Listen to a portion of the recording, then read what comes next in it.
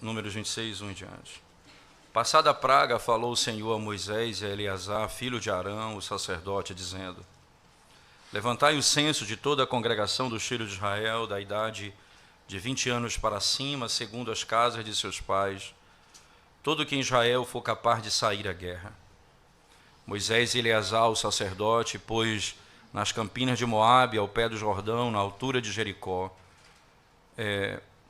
falaram aos cabeças de Israel, dizendo: Contai o povo da idade de 20 anos para cima, como o Senhor ordenara a Moisés e aos filhos de Israel que saíram do Egito.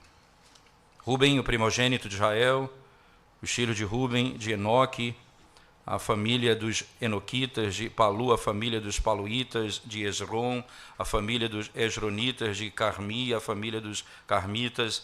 São estas as famílias dos Rubenitas. Os que foram deles contados foram 43.730. O filho de Palu, Eliabe, né? Os filhos de Eliabe, Nemuel, Datã e Abirão. Estes, Datã e Abirão, são os que foram eleitos pela congregação, os quais moveram a contenda contra Moisés e contra Arão, no grupo de Corá, quando moveram a contenda contra o Senhor. Quando a terra abriu a boca e os tragou com Corá, morrendo aquele grupo, quando o fogo consumiu 250 homens, e isso serviu de advertência. Mas os filhos de Corá não morreram. Os filhos de Simeão, segundo as suas famílias, de Nemuel, a família de Nemuelitas, de Jamim, a família dos Jaminitas, de Jaquim, a família dos Jaquinitas, de Zera, a família dos Zeraitas, de Saul, a família dos Saulitas. São estas as famílias dos Simeonitas, num total de 22.200. Os filhos de Gade, segundo as suas famílias, de Zefom, a família dos Zefonitas, de Agi, a família dos Agitas, de Suni, a família dos Sunitas, de Osni, a família dos Osnitas, de Eri, a família dos Eritas, de Arodi, a família dos Aroditas, de Areli, a família dos Arelitas. São estas as famílias dos filhos de Gade, segundo os que foram deles contados, num total de 40.500. Os filhos de Judá, e Ornã, mas e Ornã morreram na terra de Canaã. Assim os filhos de Judá foram, segundo as suas famílias, de Selá, a família dos Selaitas, de Pérez, a família dos Perezitas, de Zera, a família dos Zeraitas. Os filhos de Pérez foram de Esrom, a família dos Esronitas, de Amu, a família dos Amulitas. São estas as famílias de Judá, segundo os que foram deles contados, num total de 76.500. Os filhos de Issacar, segundo as suas famílias, foram de Tola, a família dos Tolaitas, de Pulva, a família dos Puvitas, de Jazube, a família dos Jazubitas, de Sinrom, a família dos Sironitas. São estas as famílias de Issacar, segundo os que foram deles contados, num total de 64.300.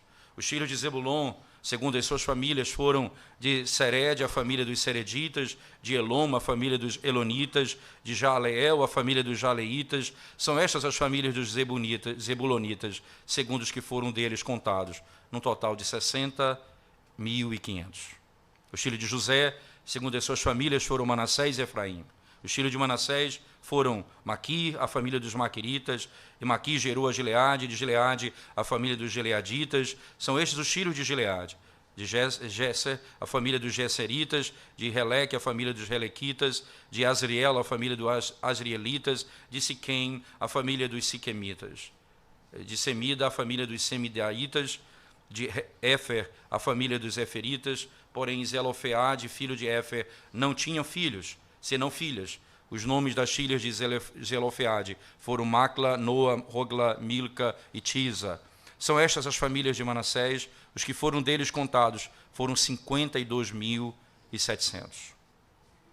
São estes os filhos de Efraim, segundo as suas famílias, de Sutela, a família dos Sutelaitas, de Bequer, a família dos Bequeritas, de Taã, a família dos Taanitas, de Eram, a família de Eram, filho de Sutela, de Herã, a família dos Heranitas. São estas as famílias dos filhos de Efraim, segundo os que foram deles contados, num total de 32.500. São estes os filhos de José, segundo as suas famílias.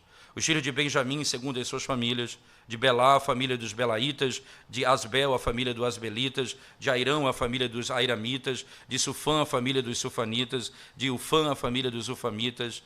Os filhos de Bela foram Arde e Naamã, de Arde, a família de Arditas, de Naamã, a família dos Naamanitas. São estes os filhos de Benjamim, segundo as suas famílias. Os que foram deles contados foram 45.600. São estes os filhos de Dan, segundo as suas famílias. De Suão, a família dos Suamitas. São estas as famílias de Dan, segundo as suas famílias. Todas as famílias dos Suamitas, segundo os que foram deles contados, tinham 64.400. Os filhos de Aser, segundo as suas famílias, de Imná, a família dos Imnaitas, e Isvi, a família dos Vitas, de Berias, a família dos Beriaitas. Os filhos de Berias foram de Eber, a família dos Eberitas, de Malquiel, a família dos Malquelitas. O nome da filha de Aser foi Sera. São estas as famílias dos filhos de Aser, segundo os que foram deles contados, num total de 53.400. Os filhos de Naftali, segundo as suas famílias, de Jazeel, a família dos Jazelitas, de Cune, a família dos Gunitas, de Jéser, a família dos Jesseritas, de Silém, a família dos Selemitas. São estas as famílias de Naftali, segundo as suas famílias. Os que foram deles contados foram 45.400. São estes os contados dos filhos de Israel, 601.730. Disse o Senhor a Moisés: a este se repartirá a terra em herança, segundo o censo. A tribo mais numerosa darás herança maior, a pequena herança menor, a cada uma em proporção ao seu número se dará a herança. Todavia a terra se repartirá por sortes, segundo os nomes das tribos dos seus pais a herdarão. Segundo a sorte, reparte-se-á até a herança deles entre as tribos maiores e menores. São estes os que foram contados dos levitas, segundo as suas famílias: de Gerson, a família dos Gersonitas; de Coate, a família dos Coatitas; de Merari, a família dos Meraritas. São estas as famílias de Levi: a família dos Libinitas, a família dos Hebronitas, a família dos Malitas, a família dos Musitas, a família dos Coraitas. Coate gerou a Arão, a mulher de Arão chamava-se Joquebede, filha de Levi, a qual lhe nasceu no Egito. Teve ela de Anrão a Arão e a Moisés e a Miriam, irmã deles. A Arão nasceram Nadab e Abiú, Eleazar e Itamar. Nadab e Abiú morreram quando levaram fogo estranho perante o Senhor. Os que foram deles contados foram 23.000, todo homem da idade de 1 mês para cima, porque estes não foram contados entre os filhos de Israel, porquanto lhes não foi dada herança com os outros. São estes os que foram contados por Moisés e o sacerdote Eleazar, que contaram os filhos de Israel nas campinas de Moabe, ao pé do Jordão, na altura de Jericó. Entre estes, porém, nenhum houve dos que foram contados por Moisés e pelo sacerdote Arão, quando levantaram o censo dos filhos de Israel no deserto do Sinai, porque o Senhor dissera deles que morreriam no deserto, e nenhum deles ficou, senão Calebe, filho de Jefoné, e Josué, filho de Num. Vamos à presença de Deus em oração, irmãos, mais uma vez. Senhor, a Tua palavra, toda ela é inspirada, útil para o ensino, correção, para a admoestação, para a edificação. Pedimos ao Senhor que nos desvende os olhos, para que a beleza e a glória da Tua palavra, em cada parte, em cada momento, em cada narrativa, em cada história, revele a glória do Teu nome e o Teu poder e o Teu Evangelho. No Teu nome, Senhor, nós oramos. Amém.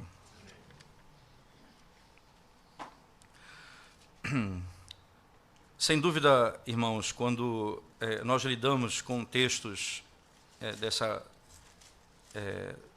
que descrevem apenas nomes e nomes, histórias, sempre nós ficamos perguntando, né, exatamente o que o Senhor tem a nos ensinar em textos como esse, qual é exatamente a sua vontade para o seu povo.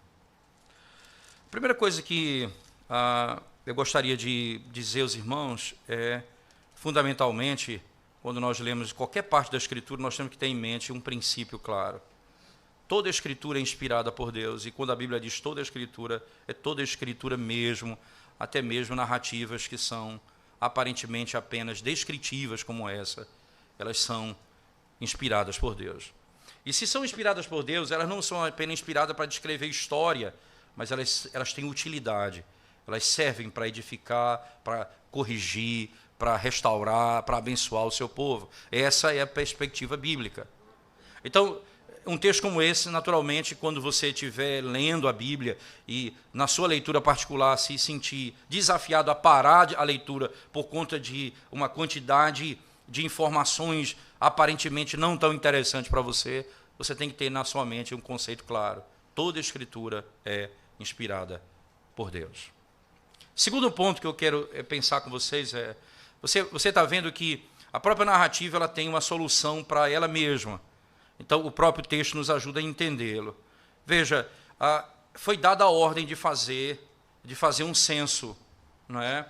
E essa ordem é clara, o texto começa falando isso. Você vai ver, bem no início do capítulo 26, não é?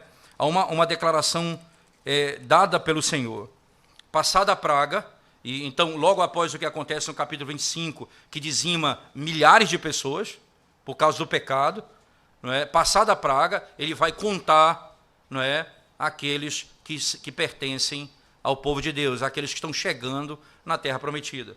Veja que quando ele descreve passada a praga, logo ele faz uma conexão direta ao que aconteceu na narrativa anterior. Então, foram dizimadas em torno de 24 mil pessoas ali. Naturalmente, bate no coração do povo a ideia, o povo de Deus vai ser destruído no deserto, o pecado vai acabar com todo. Não apenas os inimigos, não apenas a murmuração, mas a ira de Deus contra o pecado do povo se revela de tal maneira que ele vai dizimar o seu povo. E logo em seguida, ele vai contar o seu povo, em outras palavras dizendo, não é? Por mais que eu tenha executado o juízo contra o meu povo permanece firme, marchando pelo deserto, entrando na terra prometida. Por mais que a praga tenha dizimado milhares, por mais que a minha ira tenha trazido juízo sobre o povo, eu não me apartei do o meu povo permanece e eu não me separo deles. Então é uma declaração direta, para que fique claro, veja, e quando a narrativa vai e descreve a quantidade de pessoas, no versículo 27, né?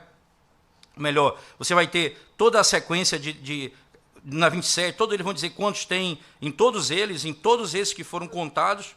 Entretanto, no verso 51 ele diz, são estes os contados dos filhos de Israel, 601.730.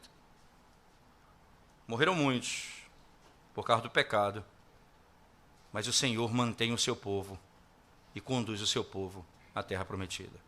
601.730. O Deus que cumpre a sua promessa. Mas ainda um ponto importante que a própria narrativa, na própria transição, nos ajuda a entender, é quando Deus ordena contar. Veja, volte comigo para o capítulo 26, né? Verso 2. Levantai o censo de toda a congregação dos filhos de Israel,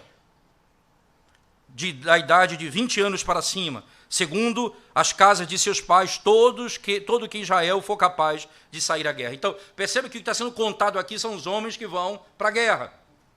Então, você imagina que tem muito mais gente aqui. O que está sendo contado aqui é o povo que saiu para a guerra, aqueles que são preparados para a guerra. E perceba que no final do capítulo 26, ele faz uma menção a um outro censo. Veja, final do capítulo 26, ele diz assim, no verso 64, ele diz, entre estes, porém, nenhum houve dos que foram contados por Moisés e pelo sacerdote Arão, quando levantaram o censo dos filhos de Israel no deserto do Sinai. Veja, quando isso aconteceu? No capítulo 1 de Números. Tanto é que Números tem esse nome pelo censo, porque eles contam a quantidade de homens que tem para a guerra. É por isso que tem o nome Números. Então ele começa com um número determinado, e eles estão aqui no final da narrativa, da história, eles têm uma outra declaração e ordem, fazer outro censo.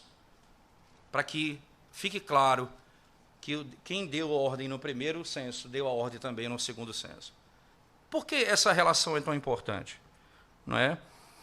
Por que essa relação é tão importante? Então, deixa eu só colocar alguns pontos aqui que eu acho que são importantes para a gente ao descrever o todo dessa história. Nem sempre censo é alguma coisa boa.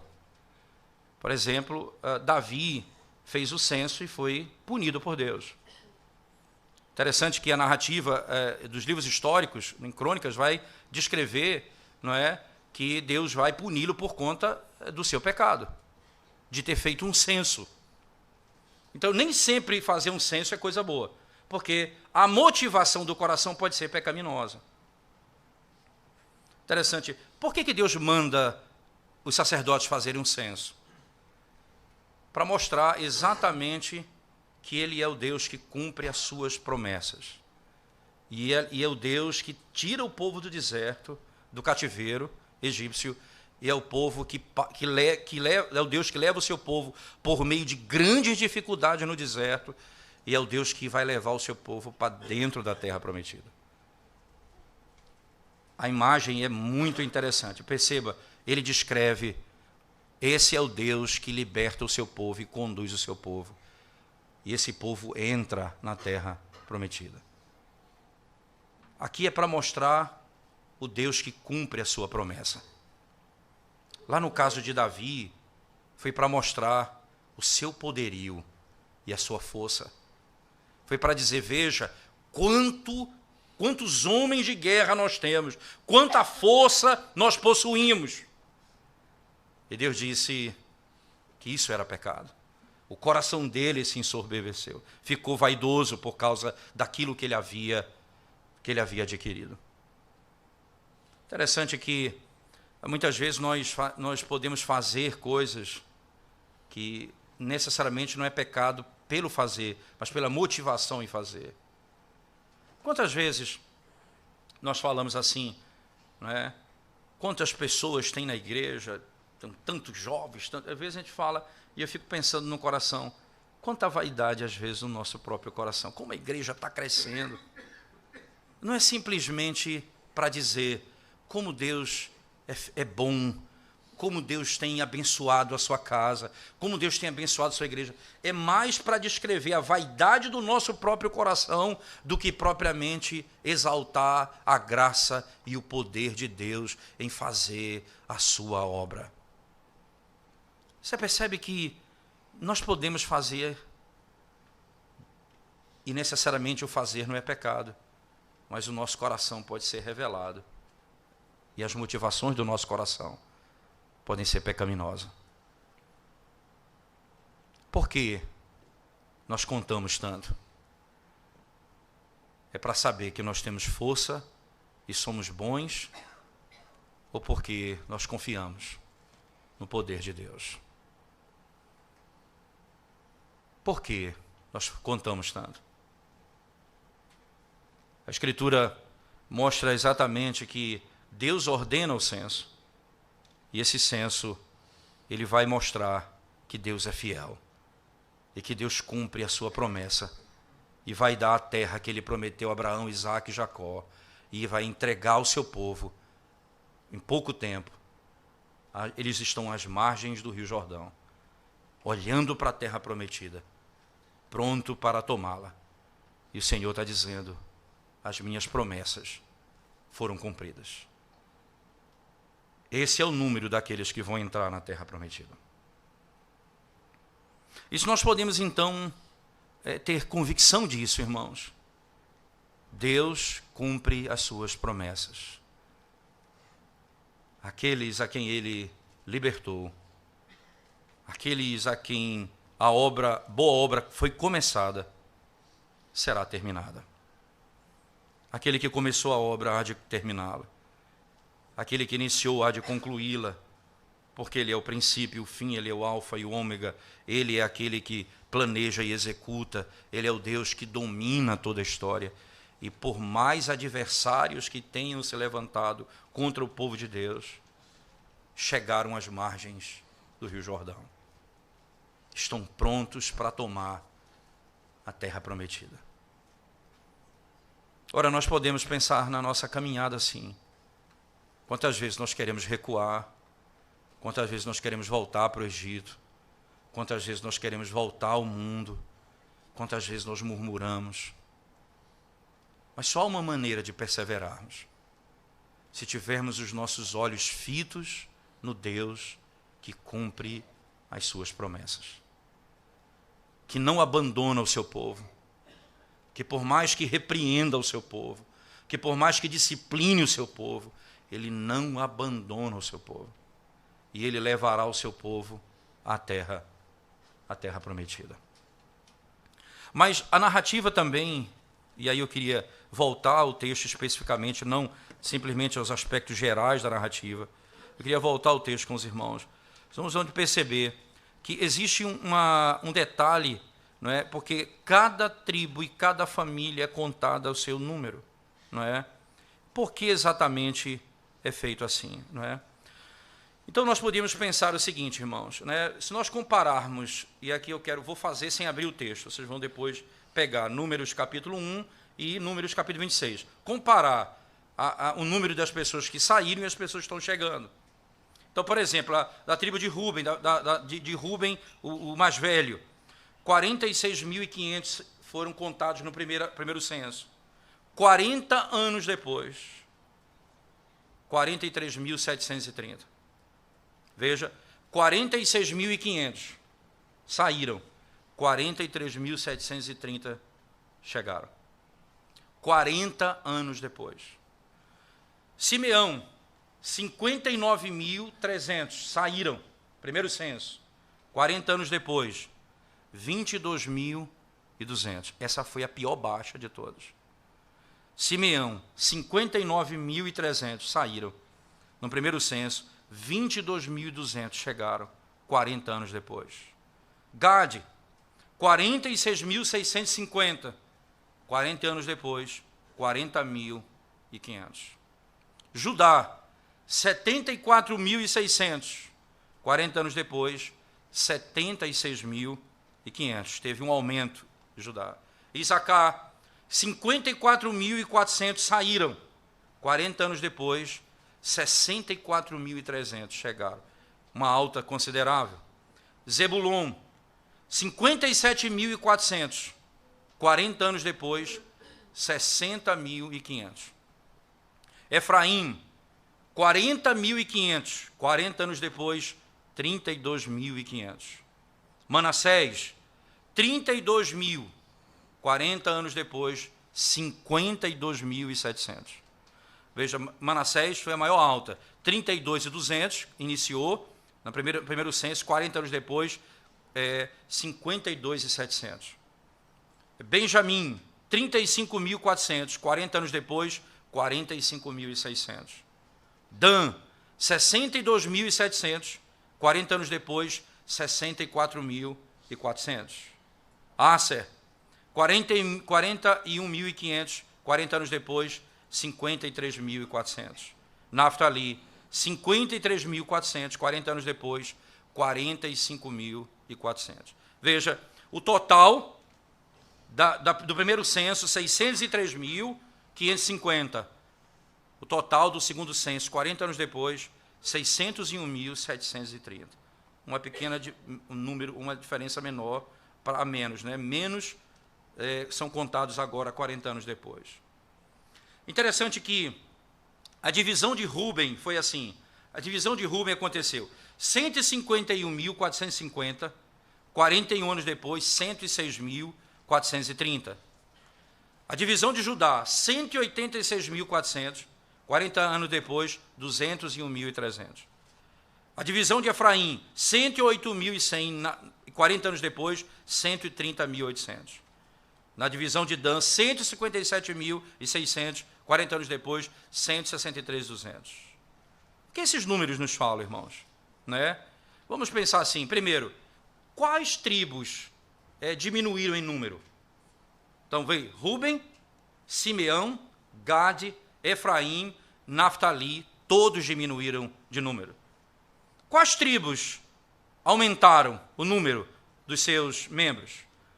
Veja só, Simeão tinha, interessante, desculpa, eu vou dizer, na verdade é o seguinte, qual tribo diminuiu, a que mais diminuiu de todas? Veja, essas todas que eu falei diminuíram, Rúben, Simeão, Gade, Efraim, Naftali, todas diminuíram, mas a que mais diminuiu foi Simeão. Foi Simeão, a que mais diminuiu. Tinha 59.300, quando Israel deixou o Monte Sinai, agora eles têm 22.200 soldados, quando eles estão à margem do rio Jordão. Interessante, Deus ordenou esse censo, né, logo depois da praga que dizimou 24 mil. Você sabe, lembra da história, Zimri, que foi contado no capítulo 25, que quando a Balaão aconselha, não é, que as mulheres moabitas se relacionem com o povo de Deus, com os homens que pertencem ao Senhor, uma praga foi lançada em Israel. E saiu esse homem, veja, Zimri, que é de que tribo? Da tribo de Simeão. Está no capítulo 25 isso. Ele era dessa tribo. E ele vai se deitar com uma mulher dos moabitas, praticando adultério, prostituição e idolatria. Ele era um líder na tribo de Simeão.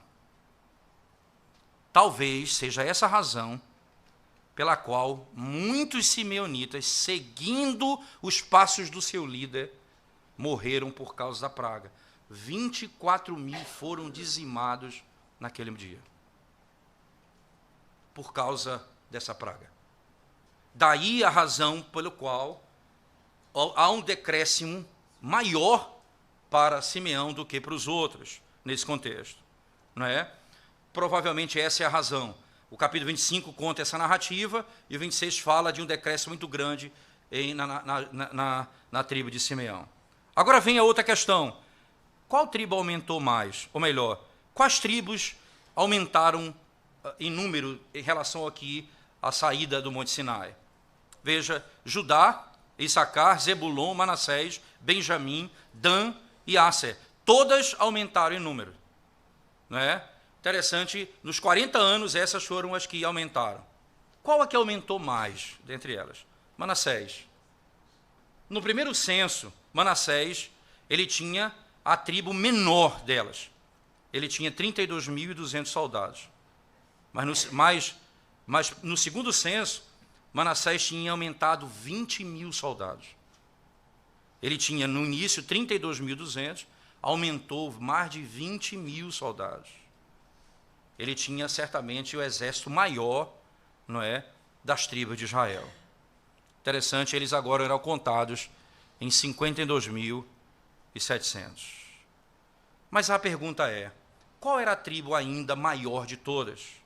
Judá. Ela era a tribo maior no censo, não é? Ela tanto no primeiro censo, não é, como também no segundo censo. 76.500. Eram homens que eram contados para a guerra. Todas as tribos, não é, que tinham a bandeira de Judá também aumentaram em número, fazendo com que a divisão de Judá se tornasse o exército mais forte de Israel. Interessante, agora esse exército tinha um número de aproximadamente 200 mil soldados de Judá. Judá era a tribo do nosso Senhor Jesus Cristo, e por isso não é surpreendente que essa tribo foi tão abençoada por Deus, até mesmo nos seus primeiros dias da história. A tribo de Judá. Interessante que você vai lembrar que dentro da estrutura do santuário, as tribos eram divididas ao redor. 3, 3, 3, 3. Eram 12 tribos, 3 tribos. Então, na divisão das tribos, Judá era o principal. Então, havia tribo de um lado, 3 tribos de um lado, 3 tribos de outro, 3 tribos no fundo e 3 tribos que estavam à frente, na porta da tenda da congregação. E o que liderava essa tribo era Judá. Ele estava na frente. Interessante, quando se fala em guerra em Israel, se você pegar a narrativa de 1 Samuel, quando Saul sai para a guerra e eles vão lutar contra os amalequitas, é interessante que o narrador diz assim, a quantidade de soldados era essa, a parte de Judá, isto é, que além de Judá, eles tinham tantos soldados, eles eram contados à parte, porque era essa tribo, era essa divisão que protegia a entrada no santuário do Senhor. Era essa tribo que cuidava da entrada. Os inimigos que tentassem invadir, eles teriam muita dificuldade de entrar na casa de Deus, porque a tribo mais forte e mais poderosa estava à frente do cuidado da tenda da congregação. Sem dúvida alguma, depois de 40 anos, irmãos, o exército diminuiu em tamanho na sua totalidade. Mas esse exército menor era um exército melhor, porque eles aprenderam a seguir os seus líderes, eles aprenderam a seguir ao Senhor, eles aprenderam a obedecer ordens. Quando eles recebiam o comando para ir, eles iam. Quando recebiam o comando para parar, eles paravam. Eles viviam de acordo com a ordem do seu Senhor.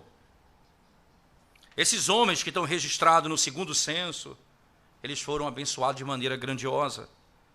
Eles foram aqueles homens que entraram na terra prometida e conquistaram a terra pela fé. Esses homens e suas famílias, eles viveriam na terra e terminariam seus dias na terra de descanso que Deus teria dado a eles. Moisés não receberia tão grande bênção, porque foi incrédulo, como diz a narrativa do capítulo 21. Moisés pediu ao Senhor para que ele pudesse cruzar o Jordão e entrar na terra prometida.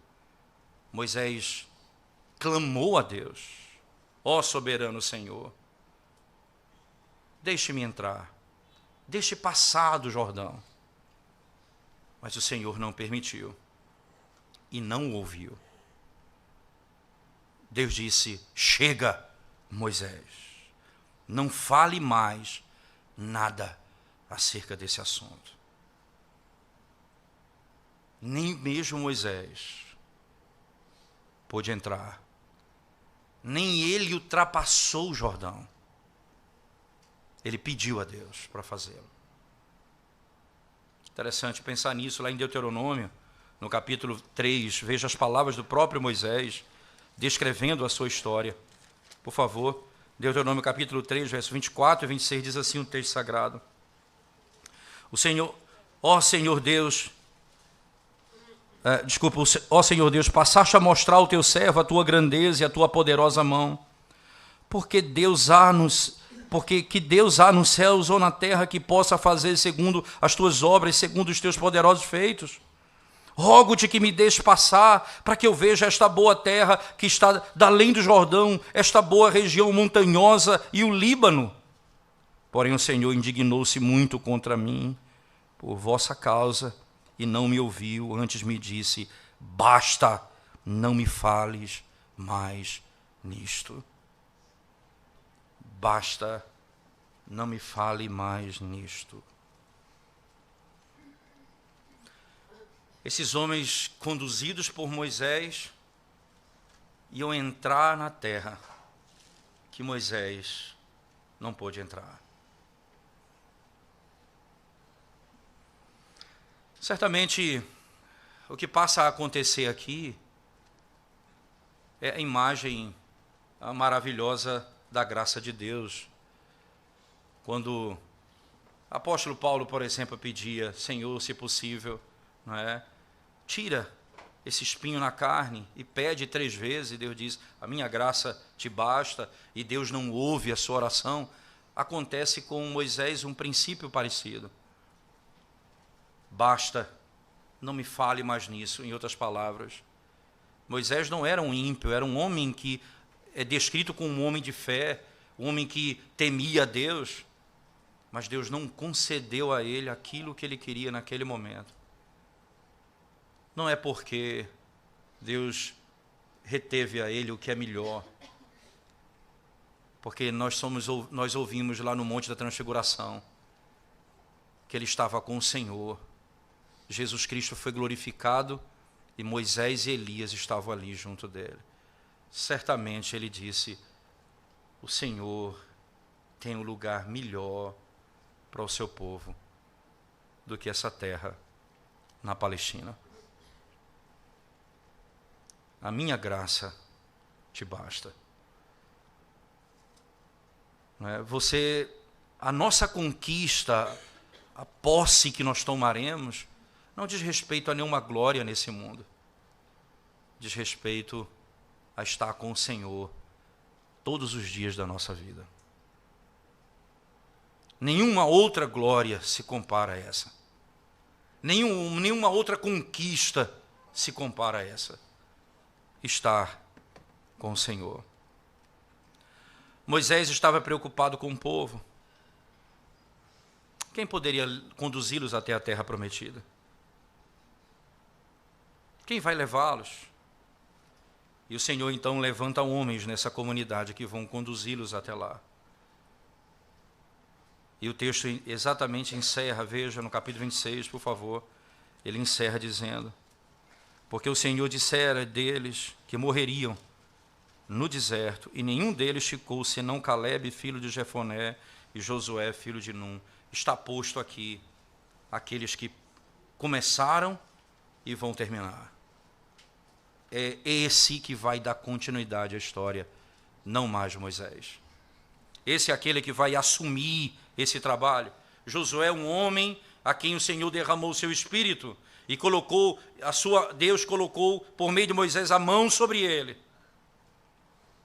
E ele então é esse que vai fazer a vontade de Deus. Como diz em Números 27, verso 15 a 21, veja por favor. Números 27, na sequência, verso 15 a 21, ele diz: então disse Moisés ao Senhor, Senhor, autor e conservador de toda a vida, ponha um homem sobre esta congregação, que saia adiante deles e que entre adiante deles, e que os faça sair, e que os faça entrar, para que a congregação do Senhor não seja como ovelhas que não têm pastor. Que preocupação nobre de Moisés. Eu não estou preocupado com o meu sucesso, mas com o rebanho do Senhor. Levanta um homem que cuida do teu rebanho.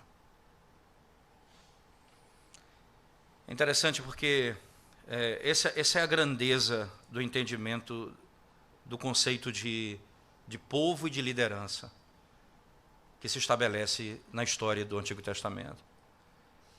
Quando José foi levado para o Egito, e nós conhecemos bem a história, uma das últimas falas de José, ele disse: o Senhor, eu morrerei, e o Senhor levantará outro que os tirará daqui. Ele se referia a Moisés. José, que era o grande líder daquele povo ali no Egito, disse: eu morrerei, e o Senhor levantará. Que consciência! E agora Moisés está perto de acontecer a mesma coisa, diz a oração dele: Senhor, levanta alguém que conduza o povo. E essa lógica bíblica revela o fato de que a congregação e o povo de Deus é pastoreado pelo pastor das nossas almas. É ele quem conduz o seu povo pelo deserto. É ele quem cuida do seu povo. E ele concede líderes para que cuide do seu povo. Mas o Senhor é o pastor das suas ovelhas.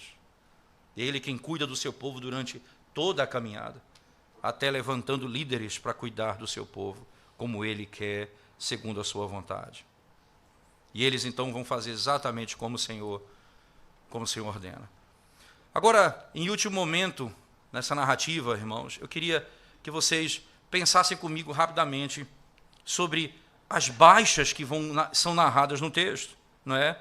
Essas baixas que são descritas no texto nos ajudam a entender alguns aspectos importantes da caminhada cristã também, não é? É importante pensar nessas coisas porque, primeiro, você percebe que saiu um número maior e entrou um número um pouco menor. Não é? Isso revela que os que estão entrando são aqueles que vão assumir a terra, coisa que Moisés não fez. Foi preparados pelo Senhor, exército que cria na palavra de Deus e esperava no Senhor e obedecia às ordens do Senhor. Mas mais agora do que isso, o Senhor está dizendo para que vocês saibam que mesmo com um pouco de decréscimo, mesmo com menos, vocês vão entrar na terra prometida. Porque não é a força de vocês, não é o poder do exército de vocês, não é a força de Israel que os fará capazes de entrar na terra. Sou eu. Exatamente isso que o Senhor está dizendo. Não é para exaltar o poderio de Israel. Deus mostra quantos são agora para dizer: eu sou o Deus que cumpre as promessas. Não para dizer, eu dependo da força do exército, mas para dizer, eu sou o Deus que cumpre as promessas. Israel agora vai entender isso. Não é a nossa força que fará, é Deus que fará. E você vai ver que na história, quando eles entram na Terra Prometida, o que acontece com Jericó? Né? Algo inusitado. Né? Que estratégia de guerra é aquela? Eles passam 7 dias marchando ao redor, fazendo barulho com trombetas. Que estratégia de guerra é essa? O Senhor está dizendo, sou eu que colocarei abaixo os muros de Jericó. Vocês tomarão Jericó, porque eu vou derrubar Jericó. Vocês entrarão na terra, porque eu destruirei os seus inimigos. Mas há algo que Deus, irmãos, de modo muito claro se coloca contra na história. É o pecado do seu povo, como ele se revela no texto sagrado. Entenda, no verso 11 do capítulo 26, nós temos a história de Corá. É interessante que muita gente pergunta, como é que tem os salmos dos filhos de Corá se ele morreu lá em Números, não é, na narrativa de Números, que ele foi engolido na rebelião. Então alguém disse, não deve ser, deve ser alguém que depois se dizia da tribo, mas a tribo foi exterminada. Eles não morreram todos. Interessante o detalhe que Números vai descrever. Você vai ver exatamente no verso 11. Acompanhem comigo, por favor. Ele diz assim, 26:11. Mas os filhos de Corá não morreram. Corá morreu, mas os filhos de Corá morreram muitos, mas os filhos de Corá não morreram. Eles sobreviveram ao julgamento de Deus. Eles sobreviveram ao julgamento de Deus. Veja, por favor, primeiro livro de Crônicas, como faz menção aos cânticos, né? Primeiro Crônicas 26, abra sua Bíblia comigo, por favor.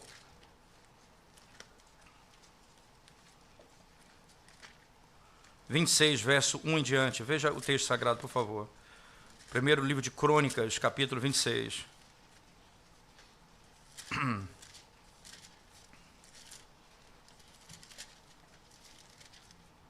Verso 1 em diante. Diz assim a palavra de Deus.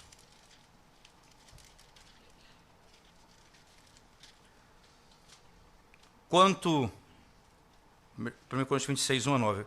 Quanto aos turnos dos porteiros, dos coreitas, Meselemias, filho de Coré, dos filhos de Asaf, os filhos de Meselemias, Zacarias, o primogênito de Gediel, o segundo Zebadias, o terceiro Jatiniel, o quarto Elão, o quinto Joanão, o sexto Elioenai, o sétimo, os filhos de Obed, Edom, Semaías, o primogênito, não é, de Jeozabade, o segundo Joal, o terceiro Sacá, o quarto Natanael, o quinto Amiel, o sexto, Isacar, o sétimo, Peuletai, o oitavo, porque Deus o tinha abençoado. Também a seu filho Semaías nasceram filhos que dominaram sobre a casa de seu pai, porque foram homens valentes. Os filhos de Semaías, Otni, Rafael, Obed e Ezabed, cujos irmãos Eliú e Semaquias eram homens valentes. Todos estes foram dos filhos de Obed e Edom. Eles e seus filhos e seus irmãos, homens capazes e robustos para o serviço, ao todo 62. Os filhos e os irmãos de Messalias, homens valentes, foram 18. Você tem nos versos esses homens que eram os porteiros, e dentre eles, verso 1, Coré, está no texto, que é exatamente Corá. Os filhos de Corá, não é? Messalamias, filho de Coré. Esse aqui, irmãos, já descrito, entende? Os filhos deles participavam do santuário. Por isso você tem dos salmos dos filhos de Corá, porque eles sobreviveram, como está descrito aqui. Mas por que eles sobreviveram? Se o pecado e a rebelião do seu pai trouxe juízo sobre eles. Sabe por que eles sobreviveram? Porque provavelmente eles ouviram a voz para se separar dos seus pais. E ali eles não foram mortos naquele dia. Interessante, no capítulo 16 de Números, por favor, verso 23, veja-se, lembrando da narrativa da morte de Corá. Números 16, verso 23, diz assim o texto sagrado em diante. 23 diz assim: Respondeu o Senhor a Moisés: fala a toda esta congregação, dizendo: levantai-vos do redor da habitação de Corá, Datã e Abirão. Então se levantou Moisés e foi a Datã e Abirão, e após ele foram os anciãos de Israel, e disse à congregação: desviai-vos, peço-vos, das tendas desses homens perversos, e não toqueis nada do que é seu, para que não sejais arrebatados em todos os seus pecados. Apartem-se das tendas deles. Levantaram-se, pois, do redor da habitação de Corá, Datã e Abirão. E Datã e Abirão saíram e se puseram à porta da sua tenda, juntamente com suas mulheres, seus filhos e suas crianças. Interessante, Datã e Abirão saíram e ficaram à porta. Então disse Moisés: nisto conhecereis que o Senhor me enviou a realizar todas essas obras, que não procedem de mim mesmo. Se morrerem estes com todos os homens que morreram, se forem visitados por qualquer castigo como se dá com todos os homens, então não sou eu enviado do Senhor. Coisa impressionante. Certamente os filhos de Corá ouviram a voz de Moisés dizendo: saiam das suas tendas, se apartem dela. Os filhos que se arrependem dos caminhos pecaminosos dos seus pais escapam da punição que cai sobre seus pais. Alguns dos descendentes de Corá tornaram-se líderes no culto a Deus. Lá em 1 Crônicas 9:19, no Salmo 42, verso 1, no Salmo 44, verso 1, você tem Cântico dos filhos de Corá. Eles agora lideram a adoração em Israel, porque eles se apartaram dos caminhos dos seus pais. O Senhor diz assim: aquele que não deixar pai, mãe, irmãos, por minha causa, não é digno de mim. Entenda que isso não significa simplesmente deixar sua casa e dar as costas aos seus pais. Não, isso seria a quebra do 5º mandamento. Deus não está falando isso. Ele está falando: deixe as práticas pecaminosas dos seus pais. E quantos filhos dizem: eu não vou me entregar a Cristo porque meu pai tradicionalmente é católico, minha mãe tradicionalmente é católica, eu não posso fazer essa desonra a eles. Se vocês não se apartarem dos caminhos pecaminosos dos seus pais, vocês serão destruídos juntamente com eles.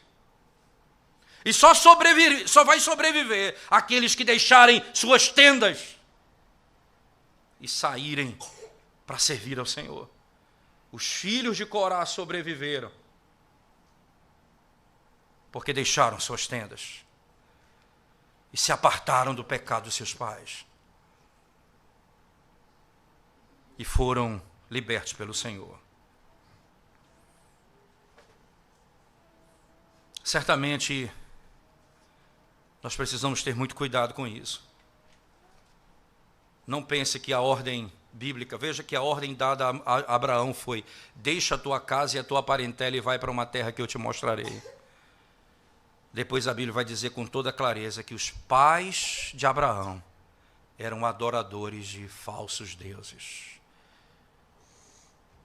Você lembra que Orfa, quando voltou para sua casa, ela voltou para os seus deuses. E Ruth, que deixou sua casa, se apegou ao Deus de Noemi. Ela escapou. E você escapará se você deixar os pecados dos seus pais e seguir ao Senhor. Interessante que ainda na mesma sequência, no verso 61, uma outra história bem interessante é que ele vai contar, é que dentro desses você tem a história de Nadab e Abiú. Ele vai relembrar dessa história. No capítulo 20, em Números 26, verso 61, ele vai exatamente falar isso. Ele diz: ora, Nadab e Abiú morreram quando levavam fogo estranho perante o Senhor. Fogo não autorizado, entende? Então, perceba que essa geração que está sendo trabalhada, restaurada, é uma geração que se aparta dos pecados dos seus pais e também é uma geração que não traz fogo estranho para adorar o Senhor. É uma geração que cultua a Deus de acordo com os preceitos do Senhor, que foge do falso culto, que foge da idolatria e que não apresenta a Deus aquilo que não foi ordenado por Ele, que busca fazer aquilo que agrada ao Senhor, como diz o texto da carta aos Hebreus, fazendo aquilo que agrada ao Senhor com reverência e santo temor. Porque Deus é fogo consumidor. E no final do capítulo 26, Deus diz: aquela geração que saiu pereceu, de acordo com a sentença divina. Apenas os fiéis, Calebe e Josué, vão entrar na terra. Deixa eu fazer 2 aplicações diretas aos irmãos antes de encerrarmos. Aqueles que morrem em rebelião, ou que morreram em rebelião, incitados por Corá, tornaram-se um sinal.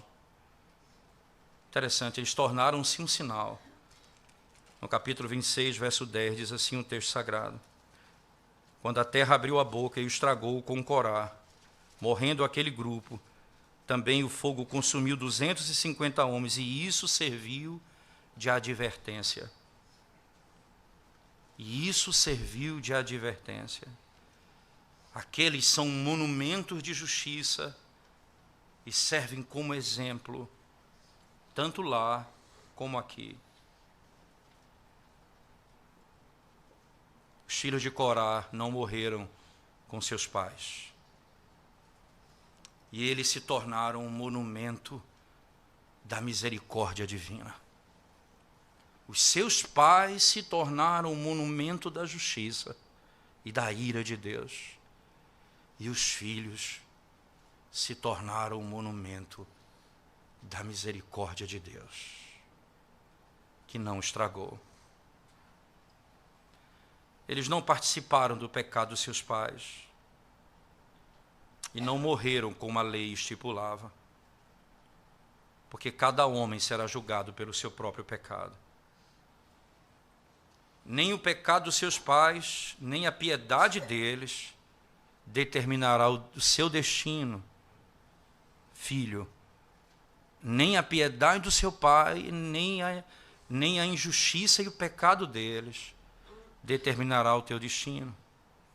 O que determina o teu destino é se você crer no nome do Senhor e se arrepender dos seus pecados. Em Tito, no capítulo 3, está exatamente descrito isso. Nos apegamos ao Senhor e esse é a nossa justiça e a nossa salvação. Aparte-se do seu pecado, apegue-se ao Senhor e seja salvo. Em segundo lugar, nesse número final, nessa última contagem, não há nenhum daqueles adultos que foram numerados no Sinai, exceto Calebe e Josué. Deus jurou dizendo: eles morrerão. E assim aconteceu. A palavra que ameaça o julgamento por causa do pecado certamente será executada. A palavra de Deus será realizada. Não se apegue à noção vazia de que você vai escapar do dia da punição se você não se arrepender. Demorou 40 anos para que Deus executasse o seu juízo, mas foi executado. Julgamento que demora não é julgamento negado. O julgamento que demora não é o julgamento negado. Você tem a nítida sensação que nada vai acontecer e você pode continuar vivendo no pecado. Arrependa-se do seu pecado, porque Deus cumpre as suas ameaças. e executa juízo. Mas Ele é cheio de misericórdia. Arrependa-se hoje dos seus pecados. Aparte-se dos pecados da sua casa e siga o Senhor. E se você está longe dos ensinamentos da sua casa, quando a sua casa lhe ensina o temor do Senhor, aparte-se dos maus caminhos e se apegue aos ensinamentos dos seus pais, que querem a sua salvação em Cristo. Mas se apartem da iniquidade. Porque onde a iniquidade foi encontrada,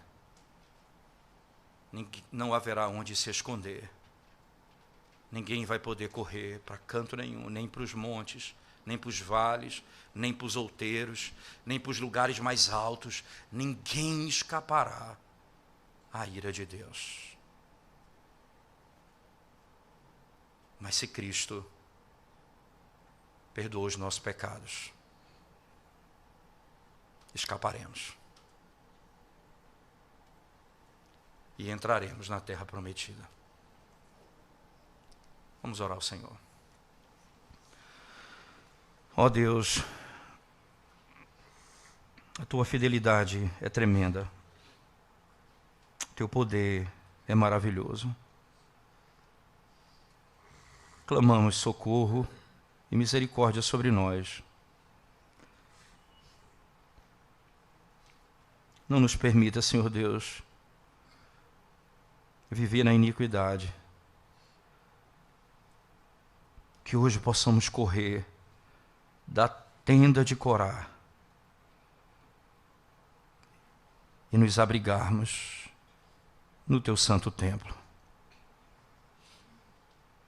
nos teus átrios,